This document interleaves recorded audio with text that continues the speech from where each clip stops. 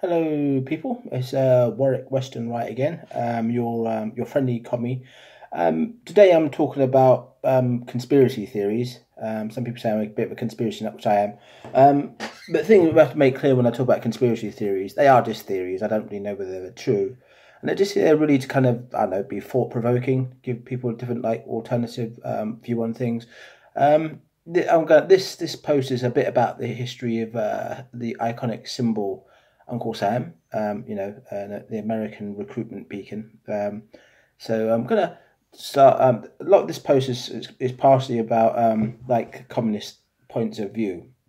Um, Now, there's a few theories about the American Civil War, why it happened. Obviously the popular idea the Americans like to believe, obviously, says to free the slaves.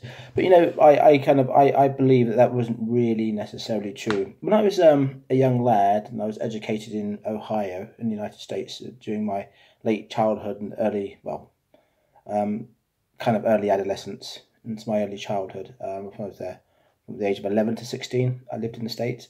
Came back to England when I was 16. My history teacher, God bless his soul, Mr. Buford, nice chap. He when he was teaching me about American Civil War, he taught us an idea that back in the slavery days, people were no more racist than they were now. People were a bit more ignorant to like what black people were about back then, but they weren't that racist. And there's a couple of reasons. One of the theories that the reason that the black slaves were freed is that it was bad. Slavery was mostly in the South, and it was bad for the northern economy because obviously southern goods were so cheap. That was one theory. This wasn't something that put forward by Mr. Buford. Mr. Buford just taught me that people probably weren't as racist as you think they did, or weren't as racist as you thought they were. And a theory that I have, strangely enough, is kind of a communist theory. A lot of people don't know this in the United States, but a lot of communists believe that there's two of your favorite heroes. I'm going to give you a guess as to who they are. One's a commie hero, and the other's an American hero. One was born February 12th, 1809, died April 15th, 1865. And the commie hero was born 5th of May 1818, died 14th of March 1883. So these two people were alive during the same era, and they were contemporaries from a certain point of view. So supposedly, if any of those history, I'm talking about Abraham Lincoln and Karl Marx. Now, Karl Marx, he used to warn about the uprising of capitalism, how it's going to get really, really out of hand. He kind of predicted that before it really got totally out of hand. A lot of communists, strict communists, believe that Abraham Lincoln is actually the father of modern capitalism. Of course, capitalism has been around ever since the existence of the coin, but modern capitalism, I'm talking about based on deep colonization and implementing things like import tariffs and that kind of stuff, foreign investment tax, external means of getting revenue from other countries, you could say, is what modern capitalism is all about. And of course, naming someone the father of modern capitalism from a communist, that's not a compliment. So I'm going to explain, basically the theory about one of the reasons behind the American Civil War. Now, you remember everyone remembers the famous saying, that little guy with the beard, the red and white top hat, pointing his finger at you, Uncle Sam needs you. And obviously the American Civil War, that was kind of the birth of the famous icon of Uncle Sam, or at least when it got popular anyway. And there's a popular theory, American military philosophy, which a lot of people agree with, that is that to win on the battlefield, you need to first win the war at home. And the communists believe that the real reason for the American Civil War is that, they'd finished imperializing North America. The English had finished imperializing North America under a new banner, a new flag, obviously independent of England. And to imperialize, the theory is that they wanted to imperialize the rest of the world. But to imperialize the rest of the world, you need lots of people to join the army. And as the old saying goes, to win on the battlefield, you have to win a war at home. Now, because people weren't as racist as you might think they were in the mid 1800s, basically, when you're whipping black men on a cotton field in front of your citizens, they're not going to join the army. So the kind of the theory that a lot of communists believe that the real reason for the American Civil War was to win the hearts and minds of the people so that they can go around and imperialize the rest of the world. Now, being a bit of a conspiracy theorist, I believe that this is a viable theory. But when I say I believe it's a viable theory, that doesn't mean I actually believe the theory outright. It's just a theory. So remember, this is just to give you guys food for thought. And I'll give you a reason why I think, there's a couple of reasons why I think it's a viable theory. One, I judge a lot of things in the past by modern history or things that I can rely on for my own living memory. I personally believe that 9/11 was a made-up war, used as an excuse to do some very, very bad things. And I think to myself, well, if we can make up a false war now, why is it so hard to believe that we did it in the mid-1800s? But also, another theory behind this, I believe that what a person or party does with power was the intention of getting the power.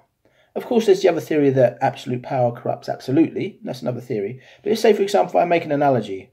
If someone's attacking me and I pick up a knife, and I defend myself with a knife, you could say the purpose of picking up that knife was to defend myself, okay? If I pick up a knife and attack someone with it, then you could say the intention of picking up the knife was to kill someone, for example. But see, the thing is, the reason why to me it's a viable theory is because modern capitalism did start almost immediately after the American Civil War. So when you actually win the minds and hearts of the people with this symbol called Uncle Sam from freeing the black slaves, then that gave them power over the people to join the army. So I would say that because the United States did do that with the power that they got over the people, that must have been the intent. That's what they did, so it must have been the intent. So this is one of the reasons why I think it's a very, very viable theory. And of course, they say that loads people say it can't be true because so many people died during the American Civil War. But, I believe the more people that die, the more convincing it is. And, another thing with freeing the black slaves, in theory, they freed the black slaves, but did they really free the black slaves? I think they created the illusion of freeing the black slaves because, to this day, there's still more black people in penitentiaries than there are in public education. So were they really freed? So this is kind of one of these theories anyway about, and this is back in the days where Uncle Sam was a really, really powerful symbol. But as time's gone on, Uncle Sam, the American people have probably had less and less confidence in Uncle Sam, but it seems that way anyway. So let's fast forward a bit to, World War II, for example.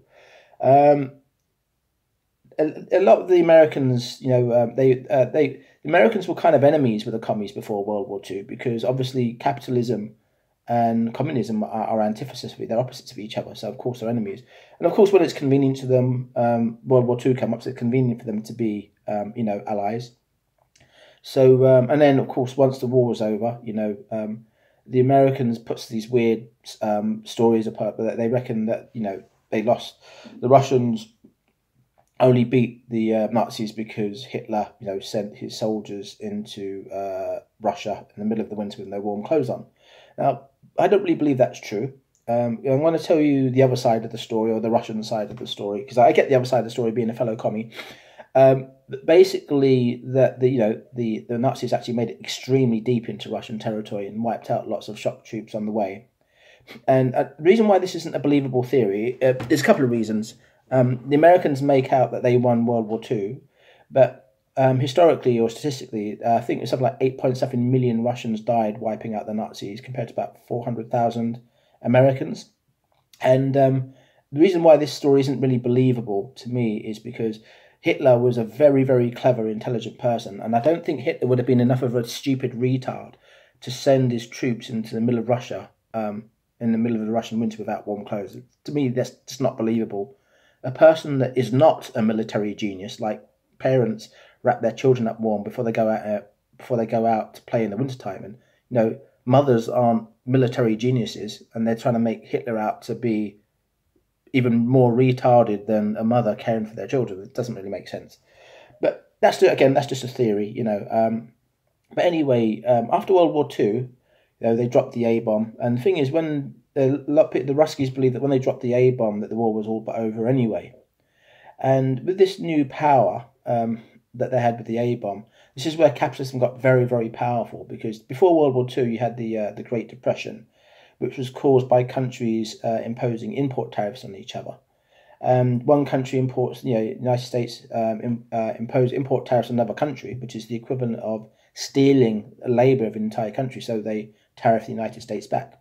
And what caused the Great Depression was the tariffs got higher and higher on each side, for tit for tat, until the tariffs outweighed the profit margins, and then the markets crashed, which is what caused the Great Depression.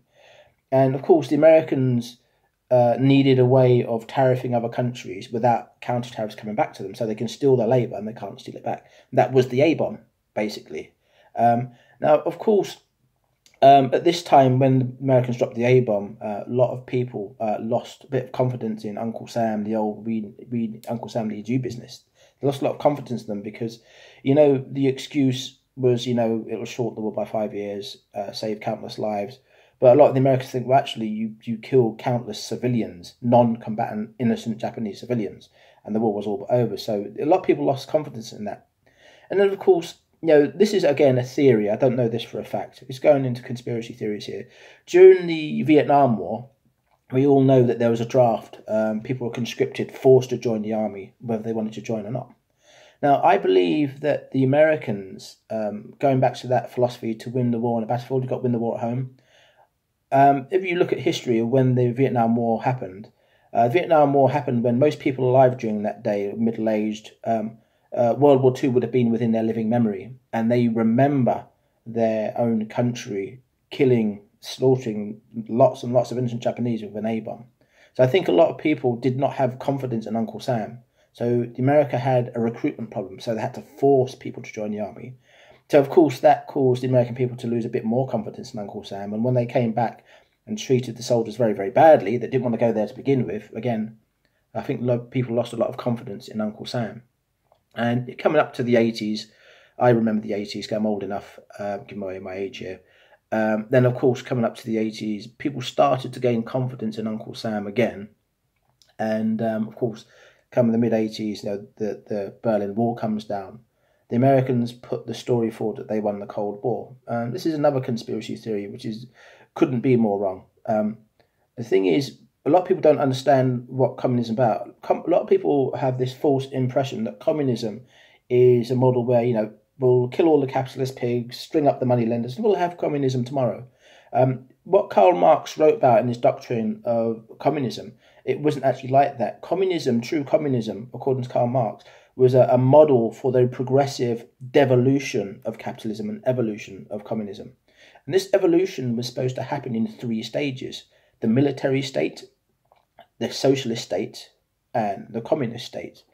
Now, basically, Karl Marx, as a philosopher, said, until you achieve military balance, you can talk to these capitalist countries as much as you want to say, could you please stop doing this? And they'll just ignore you. So don't waste your time talking to them. Once you achieve military balance, then you can talk to them.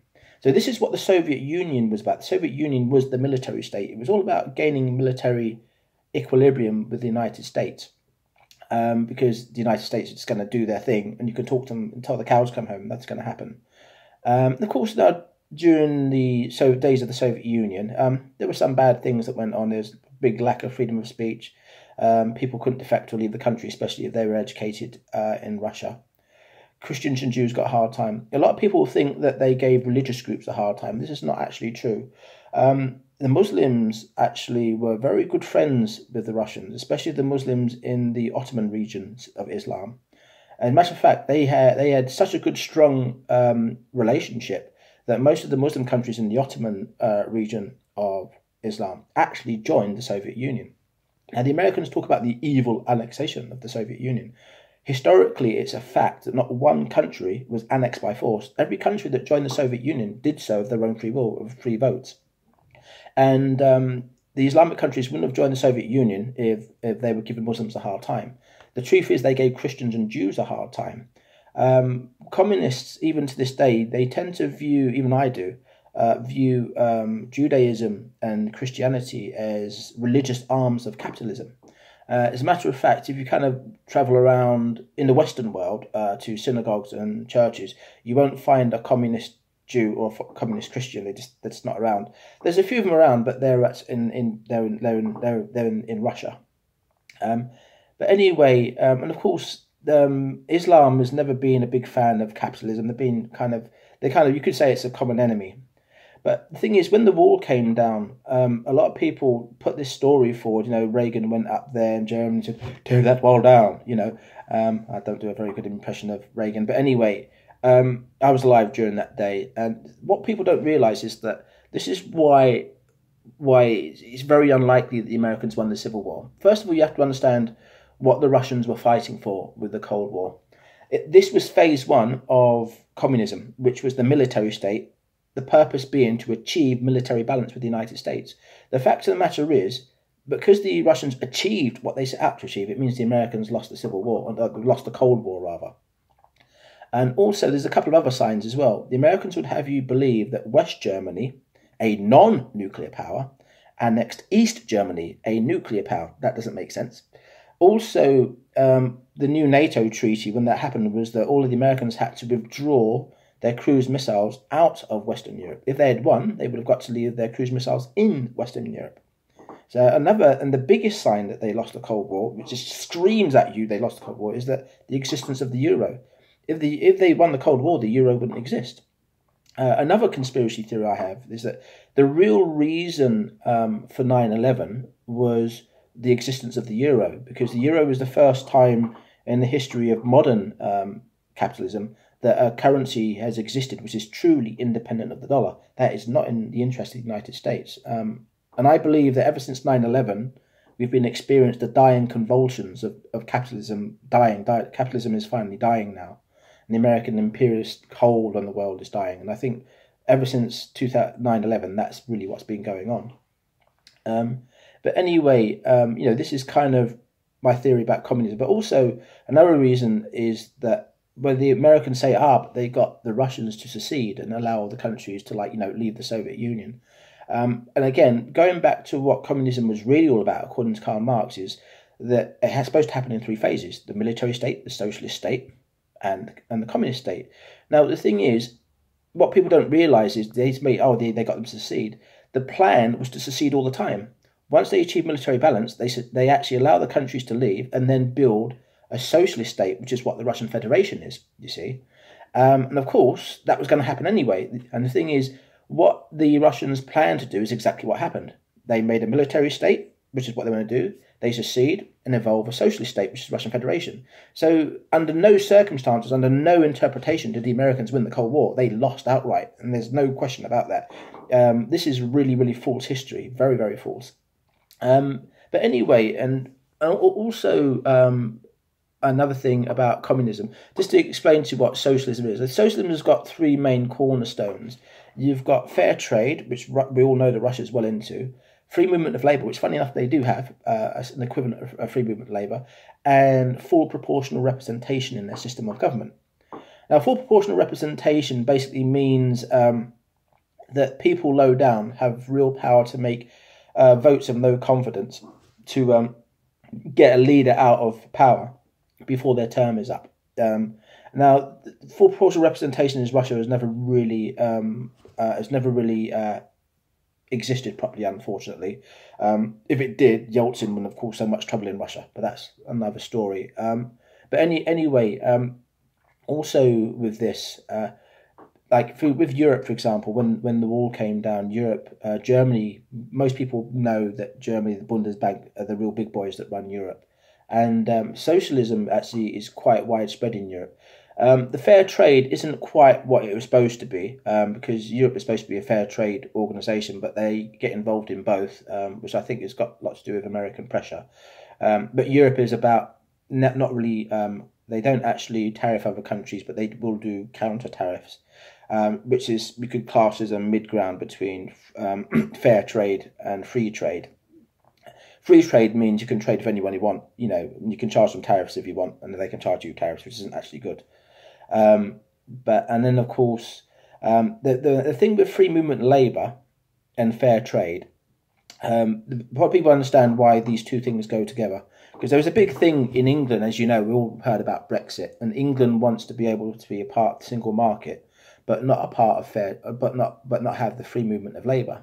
And it explains to you why Karl Marx said that these two are very important to have together: free movement of labour and fair trade. And the reason why is, if you understand how tariffs work, the idea of tariffs is you sell goods in someone's country. If you think of it this way, if you think of a country as like a company has to buy and sell, has to buy a certain amount and sell at a profit.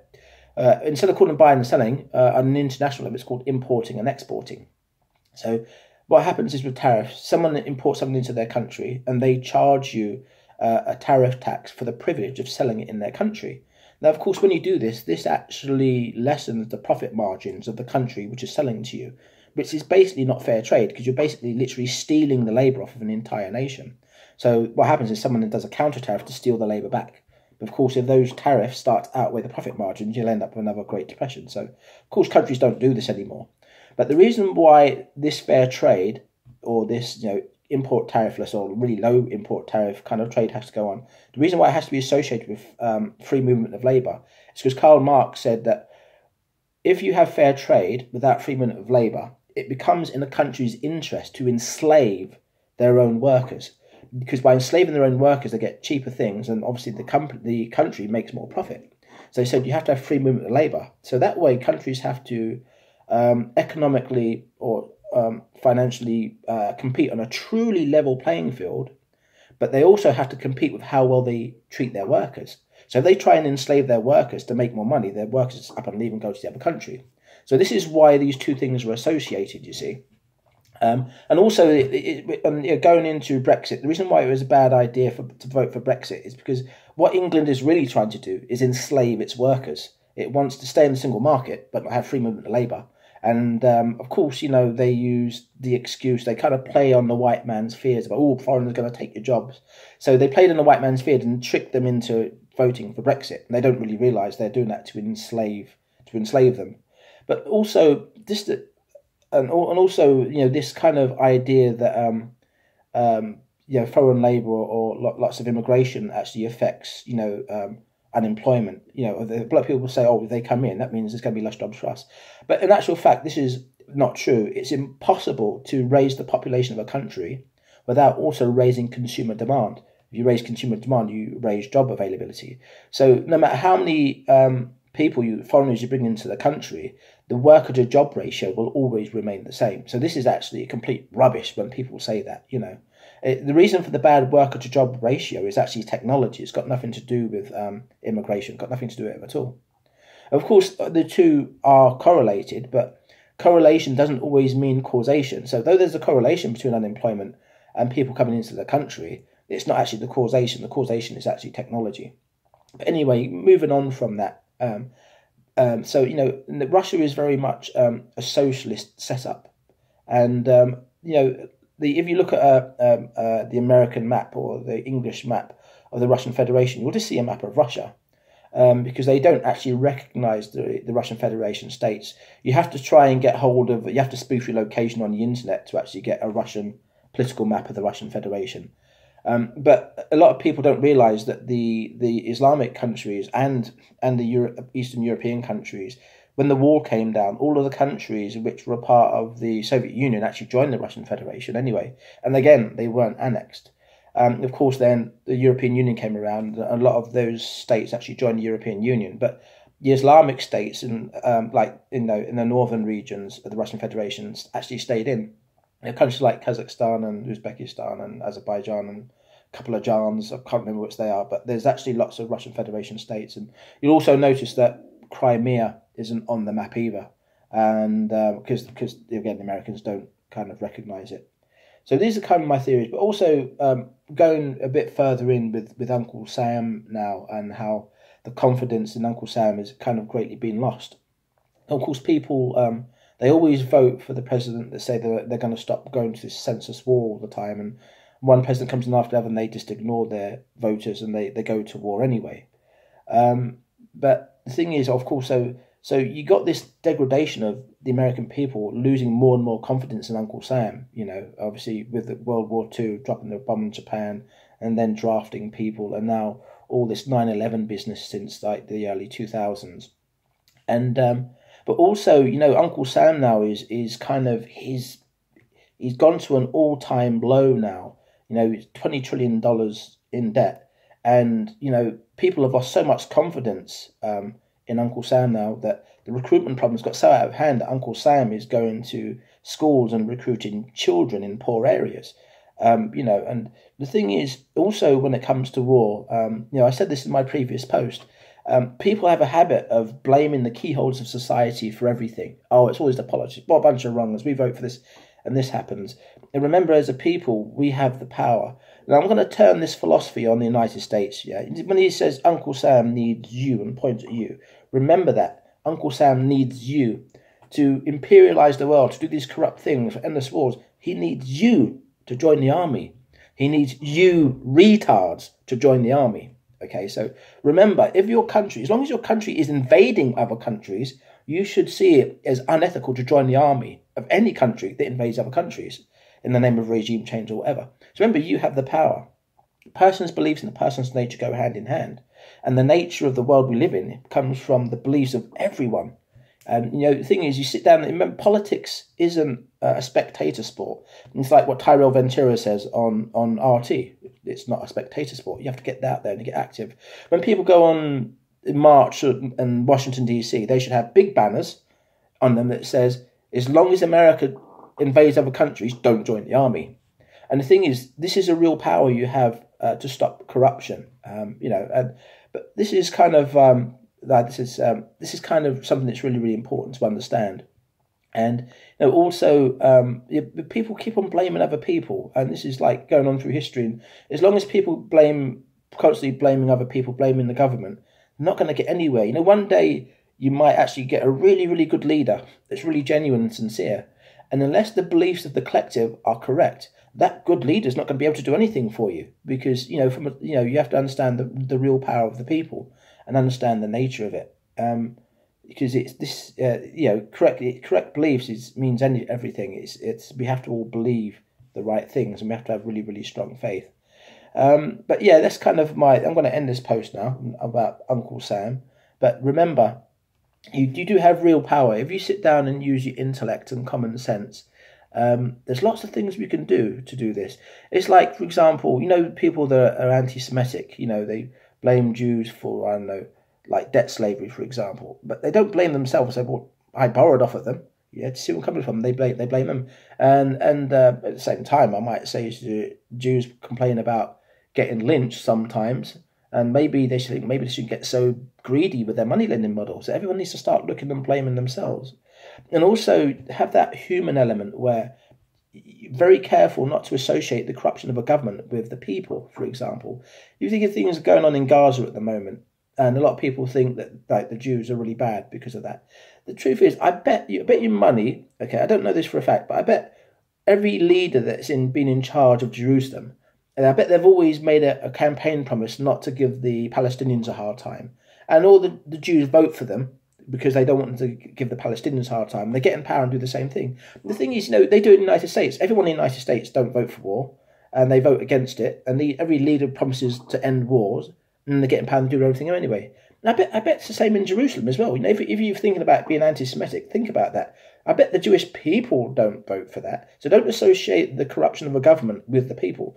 I think the American government are probably the biggest terrorist organization in the world. But I don't think Americans are terrorists. I think the American people are pretty cool.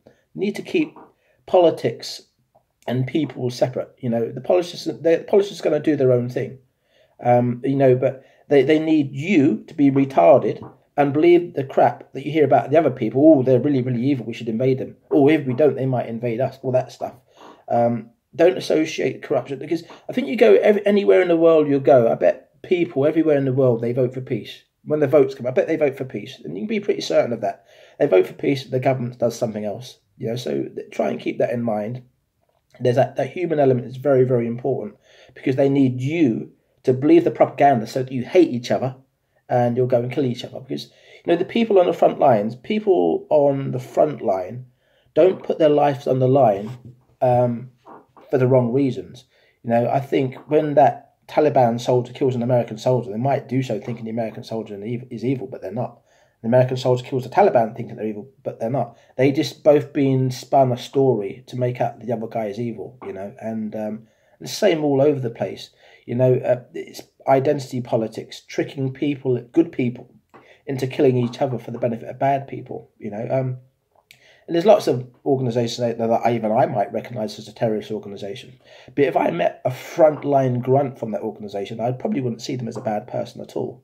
And also remember, when you get into these political debates and they get a bit heated, always try and remember, zoom out on the situation, and remember the person that you're arguing with isn't a bad person. They just believe a particular story. And you look at the reason why they're arguing, and if you look at the reason why they're arguing, you look into the heart, they're probably a good person. This is very, very important. Keep that human element there.